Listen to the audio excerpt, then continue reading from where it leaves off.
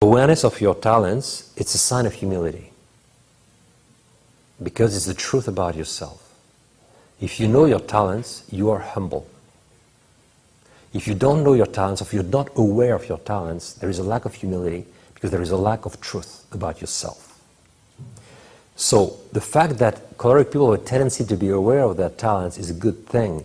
It's a sign of basic humility. I know who I am. Choleric people have a tendency to think that their strong energy is a result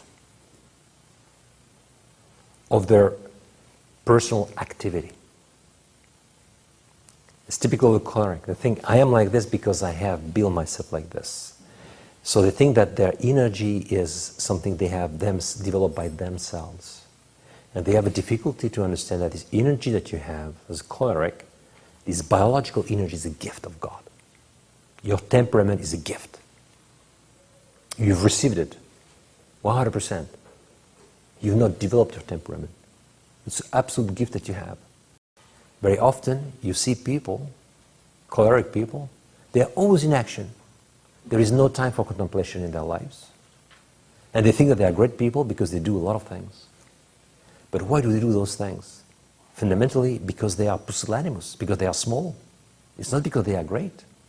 It's because they are afraid of contemplation. They have no sense of personal dignity. And very often they just fly away from the void of their spiritual lives. You and I, we've met a lot of people like this. And we would never call those people magnanimous. They do a lot of things. But they do things not as a prolongation of their sense of personal dignity, but just because they want to avoid a dialogue with themselves. It's because there is nothing inside themselves that there is so much external activity. They are afraid of themselves. They don't want to have time to be with themselves. There is a void inside. They are afraid of that void. And they fly away from that void. So you see the blind activism as a typical temptation for choleric people. And you have to be capable of understanding this. Well, guys, yes, I do a lot of things, but don't think, guys, that this is magnanimity. This is pusillanimity. This is small-mindedness, small-heartedness. It's exactly the opposite of what you could think. I'm doing things not as a prolongation of the contemplation of my personal dignity as a human being. I'm doing things because I'm afraid of thinking, of contemplating, of reflecting. And I'm afraid of myself. And I think specifically in the American culture, which is very much a culture of action, of doing, of course you have millions of people like this. Millions. Millions of people who are doers, but because they are not deep enough, then they cannot be magnanimous. They are small. They are small people in permanent action. That's it. That's it. They are not magnanimous. Small people in permanent action. And this permanent action is a way to escape, I repeat, from the void of their personal life. So remember that. Choleric people need to remember this always. It's not complicated for me to be magnanimous because I have a very strong energy and my biology is directed towards action, and magnanimity is about transforming contemplation into action, but I need to be sure that I am transforming contemplation into action.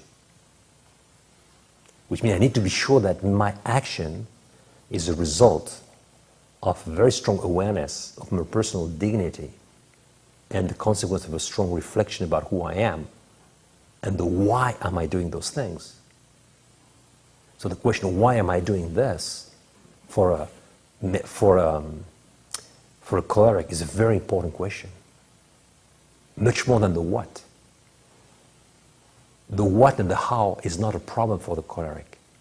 The problem for the choleric is why are you doing this? Key questions, why? Because they have a natural tendency towards action. So very often there is no why. You just do it. Because by doing, I do. And by doing what I want to do, I'm happy. Biologically happy.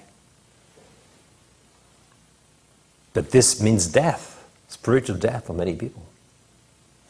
So those of us who are cholerics, we need to think about that. Do we contemplate enough? Do we have time enough to contemplate our lives and in order to understand the why of all the things we are doing? Choleric people, they have a goal. They are managers. They want to achieve a result. But they have to take care of people also. They have to be leaders.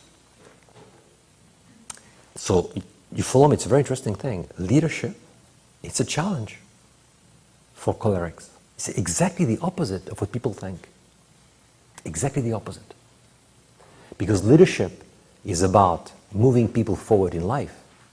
It's about helping them move and grow, achieve self-realization, and achieve real leadership in their own lives. That is not something obvious for a choleric. Choleric, what's obvious for him, it's management. To get things done. That's obvious for him. That's a priority, to get things done. But leadership is not something natural to him.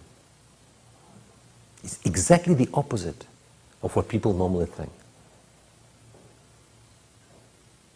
Exactly the opposite. Napoleon Bonaparte is typical choleric, to get things done.